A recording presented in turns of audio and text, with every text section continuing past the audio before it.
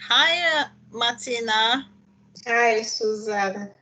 How are you? I'm fine, thank you. How are you?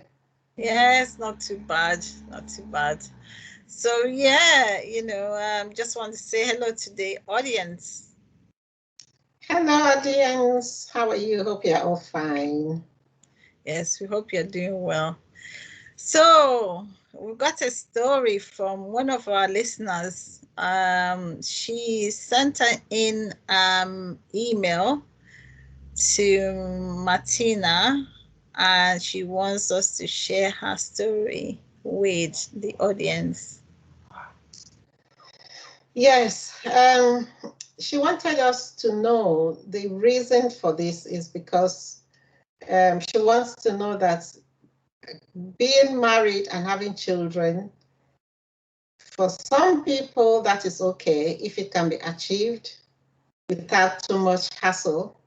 But if it can be achieved, then obviously there are various other things you can do to achieve that, or you might reconsider and think, really, is that where your destiny is, that you should be a mother or a father? So the story goes like this. She was married to this man for about 4 years and there were no children. This Mm. is a culture that values having children in marriage highly. Mm-hmm. In order to stop the questions from the in-laws, from every member of the family, when are you going to have children? Where are the babies? What's the matter?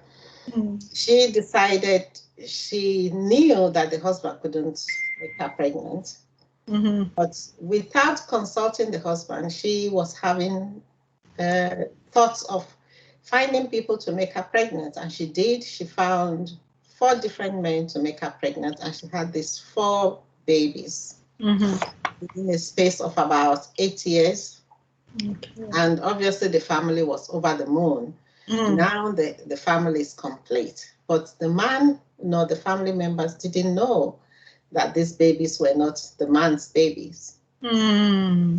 As they grew up, they were asking questions. It starts with the whispers, and then the whispers, and then they started talking about it. I said, "Oh, are you sure these children are yours? They don't look like you. They don't look. They look a bit like their mother, but they don't look like you. They don't look like you." And then, as the years go by, the man then thought, okay, he would ask his wife, are these children mine? Because my family members are talking, my friends are talking. Everybody's saying these children don't look like me. And she said, oh, yeah, obviously they are your children. Where do you think I'll get them from? She wanted to bluff her way through to think if she said that, the man would just say, okay, I trust you, that's fine. But the man said, no, actually, these whispers and this talking have been going on for too long. Let us do DNA test. Let's find out once and for all and put it to rest. Mm-hmm. And then they decided to do the DNA test, and none of the children were his. Oh dear. So that was a shock for him. It was a big shock for him. This man, he didn't know what to do with himself. You Mm. can imagine bringing up and loving children you think were yours, but they weren't. Mm. And what about the children themselves? Well, that is the most important thing, isn't it? The children, one of them wanted to, wasn't happy. The oldest was saying, now I want to know who my dad is. You are not my dad. You are not my dad. Mm. The mom is so devastated. I'm saying to her, it doesn't matter who brings up the children or who is the biological father. It is the person who brings up the children that is the important thing.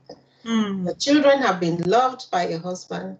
They've looked after, he's looked after them. They love him. They are all instilled with good values, Mm. the good members of the community. They are going to achieve. So he is the father. He's done everything possible. Mm-hmm. Mm-hmm. So for the children, though, it's a bit of consolation that they've been brought up well. I mean, Mm. there needs to be some more work done with them to accept that the person who looks after you and brings you up is, in quote, the father. Mm. Yeah, so that's work underway. But so the woman, the reason she wants this to be talked about is because women are, or families are under a lot of pressure in some communities, that if they don't have children, they are looked down upon, and the pressure is there to have children. Now she is saying she's come to the realization that having children is not the only thing you are here to do in this world. There are lots of other things. If that isn't your path, don't force it upon yourself. If you want to have children, despite the fact that you know biologically you can't do it with your husband, there are options. No, you can adopt, you can do IVF, you can do so many other ways of having children. But don't go behind your husband and get pregnant and present the babies to him as his own children, because that is dishonest, and that it just breaks every trust between you and him. And the impact on him and the wider family, I don't know how everybody's going to accept that. Yeah, so you've been working with them. I hope, that they are able to get the support which you're offering, which is good. And, they're able to kind of resolve some of the personal issues in regards to family and, commitment to family as well. So thank you so much. Thank you to the lovely person who sent in that story. And we hope and pray that you will find peace as well. Yeah. And yes, thank you, Auntie Martin. Thank you so. I know it sounds like that, doesn't it? Doesn't matter. Yeah. What call each other aunties? I know, because of the children, isn't Yes. it? Yeah. So I'm just going to say thank you so much. Thank you so much. Thank you. Don't forget to tell the audience to like, share, and subscribe, and so they know when we are back again with other stories. Yes. And don't forget to send in your stories as well. We can share them anonymously, but just to teach a lesson, share some values with people, and add values to ourselves. That is why we are doing these discussions. Yes. Thank you so much. Thank you. Okay. And goodbye for now. Till we meet again soon. Yes, thank you. Bye. Okay, bye.